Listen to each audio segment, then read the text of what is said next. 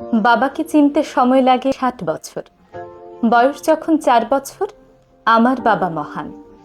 বয়স যখন ৬ বছর, আমার বাবা সব জানে, সব থেকে সাহসী।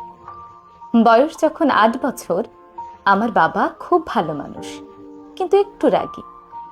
বয়স যখন ১২ বছর, আমি যখন ছোট ছিলাম, আমার বাবা তখন আমার সাথে খুব ভালো ব্যবহার করতেন। বয়স যখন ১৬ বছর, আমার বাবা খুবই ব্যাকডেটেড, নতুন প্রযুক্তির কিছুই বোঝে না। বয়স যখন ১৮ বছর, আমার বাবা দিন দিন কেমন খিটখিটে হয়ে যাচ্ছে। বয়স যখন ২০ বছর, আমার বাবার সঙ্গে থাকাটা না অসহ্য হয়ে উঠেছে, জানি না মা কেমন করে থাকে। বয়স যখন ২৫ বছর, আমার বাবা আমাকে সব কিছুতে বারণ করে, কবে বুঝবে কে জানে। বয়স যখন ৩০ বছর, আমার ছোট ছেলেটা দিন দিন অবাধ্য হয়ে উঠেছে, অথচ এই বয়সে আমরা আমাদের নিজেদের বাবাদের কতটা ভয় পেতাম।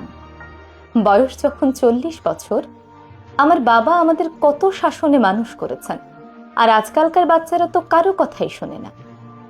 বয়স যখন ৫০ বছর, আমি আশ্চর্য হই আমার বাবা আমাদের কত কষ্ট করে মানুষ করেছেন, অথচ আজকালকার দিনে একটি বাচ্চা মানুষ করতে গেলেই দম ফুরিয়ে যায়।